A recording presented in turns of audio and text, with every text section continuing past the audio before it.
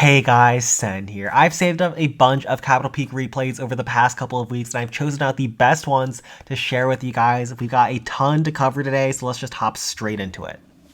So taking a look at our very first peak, I did not think this one was possible at all. I was actually only asked to do the very first attack against this peak in order to set things up for someone else to come in and 3-shot it afterwards. And so a 2-shot was completely out of my radar when I first entered this attack. But let's see how I get this done. If you look down at my troop bar, I'm coming with an army that I have basically not used as a first attack against a peak in months now. I have not used one since the Sparky update, which is the Wizards graveyards with a ton of rams. This kind of strategy has been replaced by Sparky in a lot of cases, and also those wizards are very squishy. They can die so easily to traps if you're not very careful, but in this case I go in with the wizards because the capital peak is very far back. That means that's not going to be shooting at my wizards, which is the most annoying part of this base.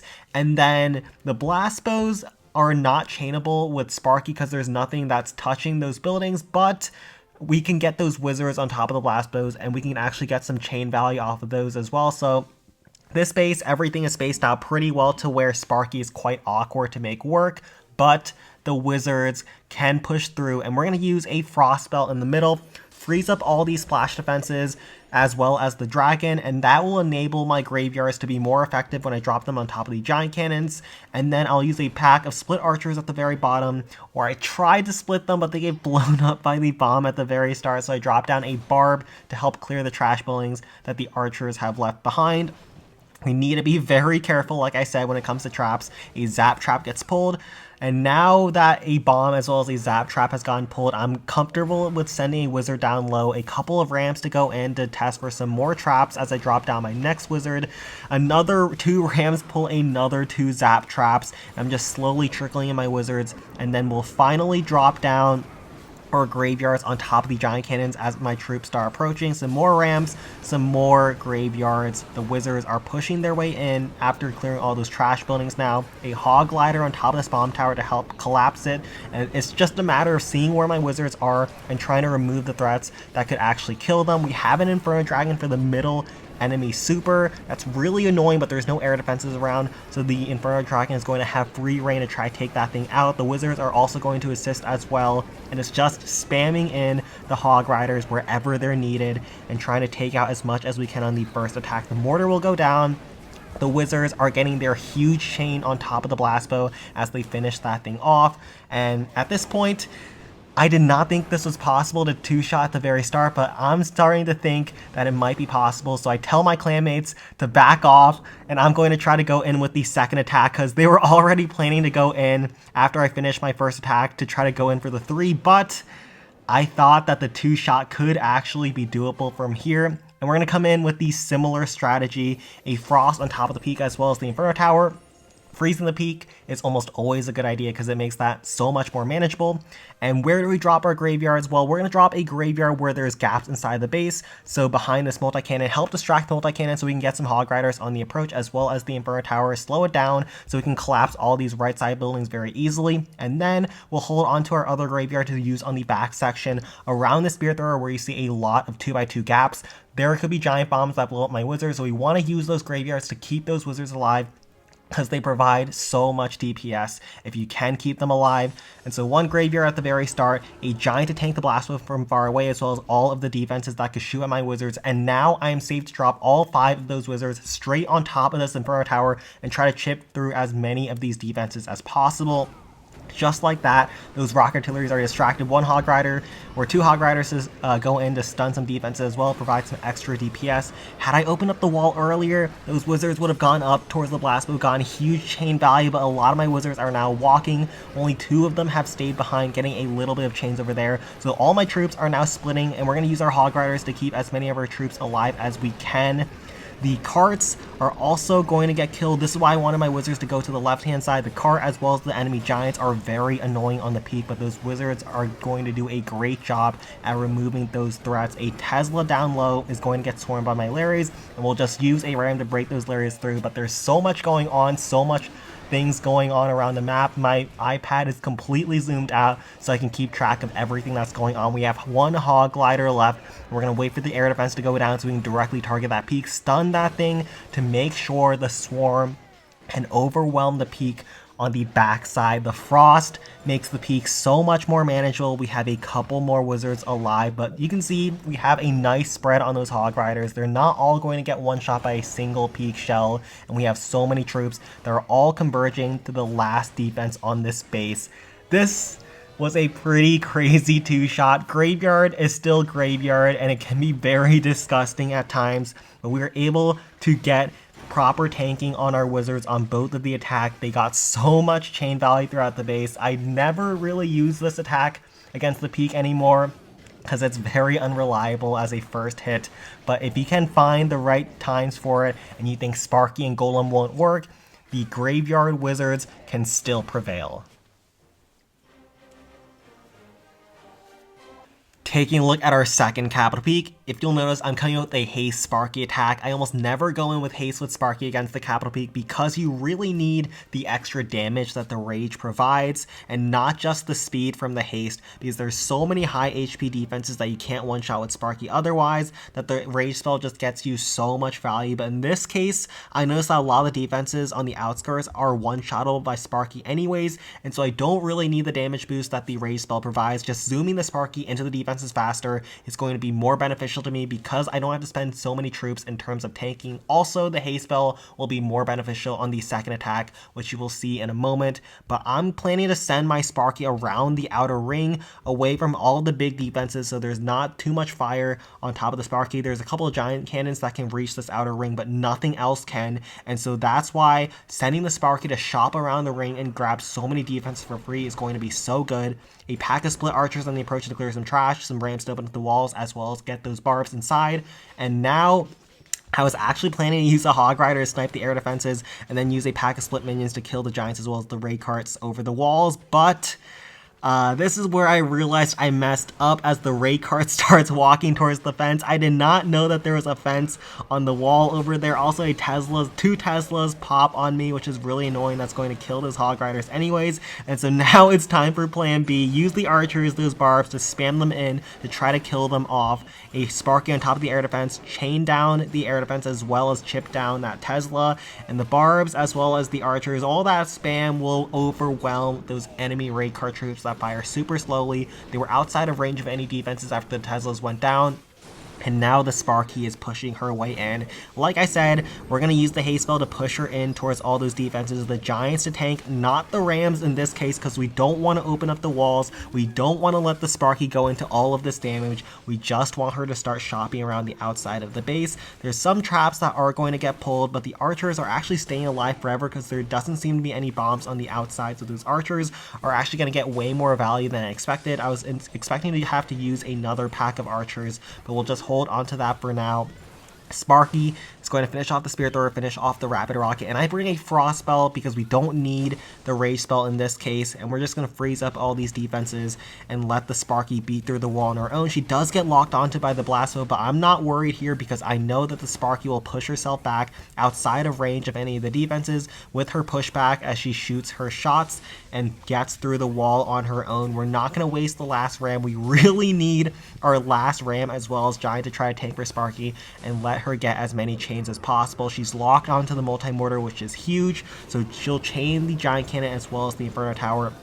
So one chain will chip down all those defenses. A giant on top of that giant cannon. We don't want to kill the multi-mortar, so we send them on top of the giant cannon. One last Sparky shell on top of the Inferno Tower. A pack of swag minions that we weren't able to use earlier to finish off the multi-cannon with a zap.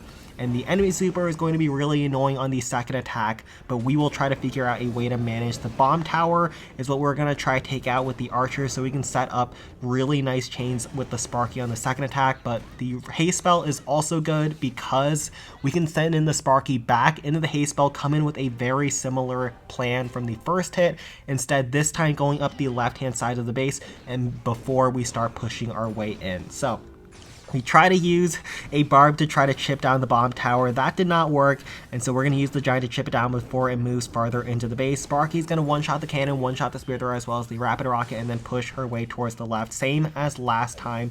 Giants to help tank, as well as pull some traps. That zap trap was symmetrical from the other side. That's why I knew that was there. And then the Sparky is going to finish off the cannon and then move towards the spear thrower. One last giant to tank, and we're going to hold on to our last giant as we move in towards the blast bow as well as giant cannon section. This time we're coming in with the rage spell because we aren't going to be able to frost the peak if we try to freeze the Inferno Tower, which will be really devastating if we don't freeze it, and so we do, and then we are going to use the rage spell to try to push through all of these defenses as quickly as possible. The problem with Sparky against the peak is that you can never tank the peak itself with giants or any of your tanking troops because it will always heat seek on top of your Sparky, so you have to operate as quickly as possible. Sparky beats the wall, rams, some giants to help tank. Just trickle in our rams, pull all those traps, keep Sparky healthy. One rage shot, boom, takes down all of those defenses. Those bars will chip down the Inferno Tower. Sparky locks onto the multi-cannon, our last giant to help tank, and then Hog Riders to collapse the right side's Frosted Blast Bow, as well as Rocket Artillery, Inferno trying to snipe the enemy super. Sparky gets a huge rage shot, chaining down the Rocket Artillery zap to reset the enemy peak, as well as the blast bow. One last Hog Rider to chip down the final rapid rocket, and we are safe to go with our last Inferno Dragon to try to snipe down the peak as quickly as possible. Sparky does finally go down, but she tanked for all my troops on the approach. The Inferno Dragons can survive one peak shell as long as they don't take any other damage, and they will melt through the peak, the final building on this base, for a sick peak 2 shot. So I have to preface this next peak 2 shot by saying do not try this at home. Frost on the peak as well as a bunch of big defenses. Archers on the entry where I know there's no bombs, as well as there's no angle for a log trap to hit those archers, so I know they're completely safe where I drop them. A ram to pull out the enemy raid car as well as a barb to try to take that thing out. There's air defenses on the approach, meaning that a pack of minions will not kill the enemy raid car. We have to spend a couple more troops, but after finishing off the raid car, we have a couple archers survive, and they will help clear some trash buildings for me. But look down at my troop bar, and this is what I mean. There are 2 Sparkies in there, which is something you should almost never do. You really have to know what you're doing when you're going to go in with a double Sparky versus a peak. Otherwise, you're probably going to end up 4-shotting or something horrendous. But we've calculated out every Sparky chain from this point, and we're going to use a barb down south to clear the map up the right-hand side, because that's where we're going to drop down our second Sparky. Look where I dropped the Rage. This Rage is going to get me so much value as we go in with the Sparky in just a moment. But the idea is, I suspect that there is a Tesla where this wall is closed over here and there's a 2x2 gap. And that's why we're going to start our Sparky on top of this cannon over here, chain down all of these buildings, and I'm hoping that this ram pulls out the Tesla just to check, and yes, there is a Tesla there, and then the Sparky will lock on top of the Tesla, chain down the Crusher, Mortar, as well as air defenses, so huge value on the Sparky on the entry, and then she'll go down for the Spear Thrower down here, but we start in with our top Sparky first, just naked because we have no troops to tank. For our bottom Sparky, we use a ram to tank for the Tesla, but basically both Sparkies are going in naked. The top Sparky got hit by a zap trap, and now we're going to use a barb to try to tank for the blast bow a little bit, but another huge rage shot finishing off the Tesla as well. So many defenses over there, and look at this third rage Sparky shell. Bam! She's standing just inside of the Rage to clip both of the giants that are walking around the wall towards Sparky, and my top Sparky has finished off the bomb tower as well as a bunch of other defenses on the approach and has already accomplished her job. A barb to try to tank a little bit, but Zap kills the barb. Blast Bow does so much damage, and all my troops are dead, but mission accomplished. That bottom Rage spell has done so much damage already. There's still one archer working down here, but that Rage is also covering a Wizard Bomb on top of the peak, and now you see why I did what I did. The bottom Sparky was to set up the Wizard Bomb down south, but I knew that I did not need that much tanking for the Sparky as long as I frosted up the peak as well as the bottom Rocket Artillery, meaning that I could come in with another Sparky on the top hand side. If you didn't see what I killed a couple of Spear Throwers, some cannons, as well as, most importantly, a bomb tower, which bomb towers are very annoying on the backside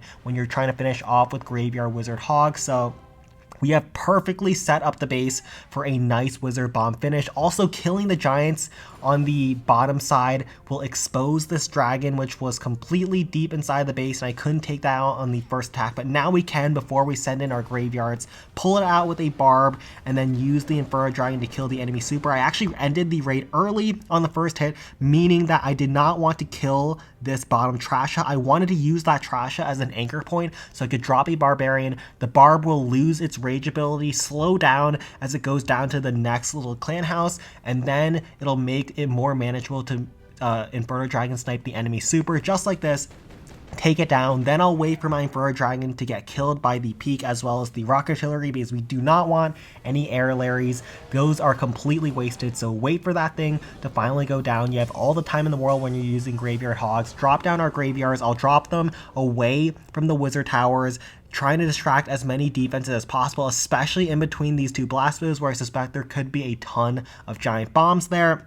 And then we're going to use a giant to tank the Peak as well as the Rock Artillery from far away, and then we will be finally set to go to try to drop down a bunch of ramps, open up the walls ahead, and then get those graveyards going. Be careful because the giant cannon is looking my way, but once the giant cannon start looking a different direction, we'll drop down all our wizards on top of the Peak, all 6 of them, and blast through all of those defenses around the Peak. A couple of hog gliders to stun the capital Peak and make sure my wizards never get shot at. But there's a giant cannon, 2 wizard towers left. We killed the bomb tower on the backside with the second Sparky, and we are good to go if we can finish off the giant cannon because the wizard towers are very exposed from here. Those Larrys are doing a great job at distracting all those point defenses. Those wizards are still alive and kicking, going towards the right side Spirit Thrower, and then we're just going to collapse the rest of the defenses. We have so many Hog Riders left, and there's just not enough firepower to finish all of my troops as we finish off the rest of this Peak 2 shot. But that first attack was so clean with the double Sparky, but you do have to be very careful if you want to try something as crazy as that.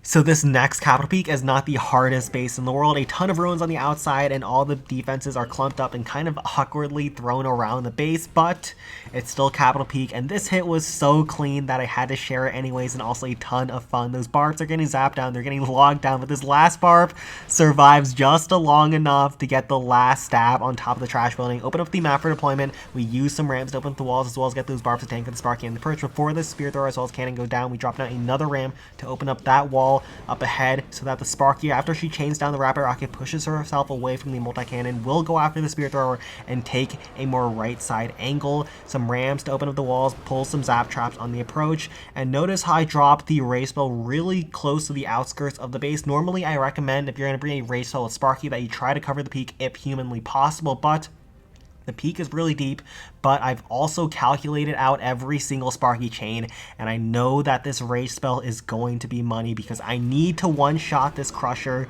to secure the Sparky padding. Some Rams, some Giants to help tank on the approach, a Rocket Balloon to try to funnel this multi-cannon so the Sparky will never get any wrong ideas to go down there. Next, Sparky Shell chains down the Rock Artillery off of that Spear Thrower, then Sparky turns towards the Wizard Tower. This shot is going to be huge. Chains down so many buildings, damages down the Inferno Tower as well as chips down the Blast Bow. One more shot on top of this giant cannon will finish off the Blast Bow, finish off the Wizard Tower. Sparky turns left on top of the bomb tower, will chain down so many buildings around that bomb tower. They all go down. Sparky looks towards the cannon and chips it down, and now with our last 4 spells, we have a Graveyard on top of this bottom side, Rock Artillery 1 on top of this giant cannon for a pinata, and now the Sparky bursts open, all those Larrys come inside, a Barb to tank the Capital Peak Shell to sneak in a Hog Rider towards the giant cannon and try to take that thing out. A couple of Larrys are distracted by the enemy Giants on the outside, but a couple of Larrys do stay on top of the Rock Artillery to finish that thing off before they move towards the outside. And those Hog Riders will try to chip down the cannon, but they tank just long enough so those Larrys can grab the giant cannon. And oh my goodness, the Rocket Artillery also goes down to the Pinata. We couldn't get an angle with minions with all these defenses around on top of the Rocket Artillery as well as the Giant Post, but that Graveyard is going to take it all out for me, and we're going to fast forward from here as the Larrys also clean up a Giant on the backside. Some Barbs are sweeping through to clear some trash buildings, and we have taken out 6.5k on this base. This base looks like we just ate a chunk out of it. So much is gone. The path is completely clear towards the Capital Peak, and at this point, all you have to do is not completely solve from here, and we have got this in the bag. A Rage Spell leading the Peak, as well as will rage up my archers as they finish off some buildings as well as get those graveyards going, and then some Hog Riders, some Rams to get those graveyards going. Some Hog Riders stun the peak as well as protect those wizards as they chain everything down. We have dropped our rage lower down because that's where we know our wizards are going to head next. So they keep standing in the rage spell as they chain down the Rapid Rocket, chain down the Crusher. They're still in the rage spell as they finish off the Spirit Thrower, turn towards the Multi-Mortar and just explode the entire world. Graveyard on top of the bottom Spirit Thrower to help collapse that thing down.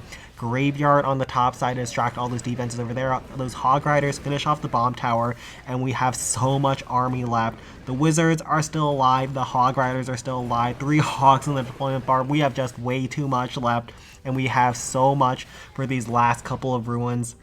For the Blastbow Ruin as well as the Dragon, all you need is a Giant as well as an Inferno Dragon. Giant towards the right hand side, Inferno Dragon towards the left, and hopefully the Inferno Dragon gets pulled into the dead zone of the Blastbow. A barrel on top of the Inferno Tower on the back side, a pack of minions to snipe the enemy cart, and we have 3 Hog Riders and 2 Barbs to still swag with so much force moving through those last few defenses. We'll use the last couple of troops to try to kill all those buildings faster, as well as make sure my troops don't die to traps in the middle of the base. But just like that, this peak got exploded in 2 hits.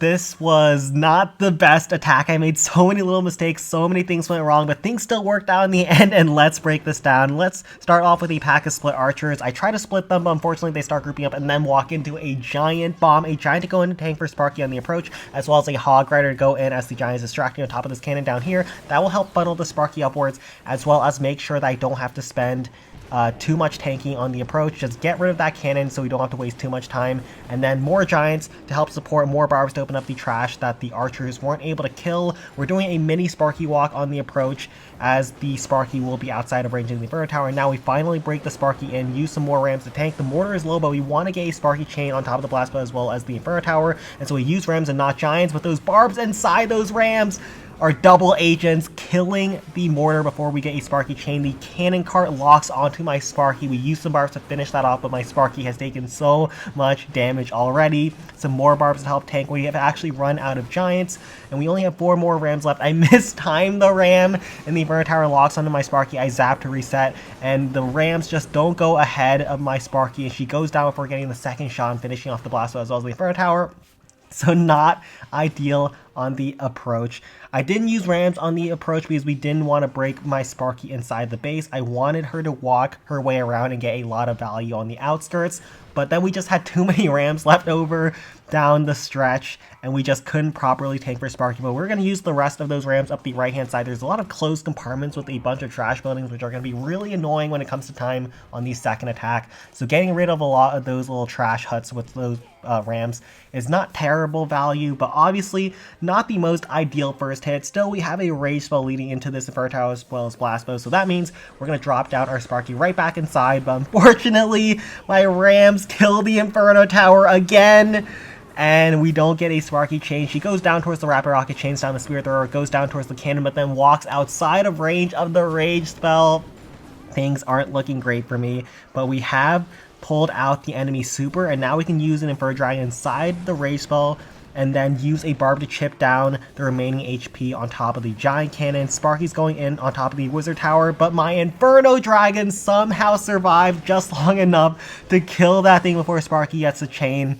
Now we're going to drop down a rage leading in to the multi-cannon as well as rocket artillery, a ram to tank on the Sparky's approach. Now a giant to go in to tank as well because there's no more walls for the Rams to go up ahead. The Frostbow on top of the peak as well as the rocket artillery is money, and you will see how important that frost is at the very end. Huge Sparky chain on top of the Crusher as well, and just grabbing so many defenses in behind. The cannon and Spirit Thrower goes down, and then there's just 2 Teslas that are big threats to Sparky left. A giant to help tank as well as chip down the bomb tower so we don't have to use 2 Sparky shots, and then a ram to go in, open up the compartment towards the Tesla as well as chip it down just enough so 1 Sparky shot will boom, take that thing out. But Sparky is low. We used Inferno Dragon on the left hand side, Tesla to help get through that, as well as a ram to help tank for the Inferno Dragon to keep that thing healthy. The Inferno Dragon, with the help of the Frostbow, is going to be what finishes off the peak. 1 rage Sparky shot will finish off the bomb tower. Sparky is now tanking for the Inferno Dragon. as it melts through the rest of the HP. The Peak fires super slowly when it's frosted up, and that's why I almost always bring Frost against the Capital Peak. It makes it so much more manageable and makes your life a whole lot easier. The Fur Dragon actually got splashed a little bit by the Peak, so it actually probably gets one shot by the Peak at this point, but it has just enough HP, just enough damage to quickly finish that thing off before it gets another shot from the Peak, and it's going to finish up the rest of the cleanup. And just like that, we have somehow got the 2-shot when everything went wrong. Alright, I hope you guys enjoyed today's attacks. Peak 2-shots are probably the most fun part of the raid weekend for me right now. They're so challenging, so difficult. You have to come up with so many creative ideas, and if you execute poorly on them, they can go wrong on you on a dime. But hopefully this video showcased some of the things that I love to do against the Capital Peak, using Sparkies against compact layouts, using Wizards on the Peak to get a ton of chain value, as well as sniping a ton of those ruins on the outside to try to set things up and take the Peaks out in 2 hits. But like and subscribe if you enjoyed today's video. You can now also use code SEN in the shop if you want to support me with any of your purchases. And thank you all for watching. Take care.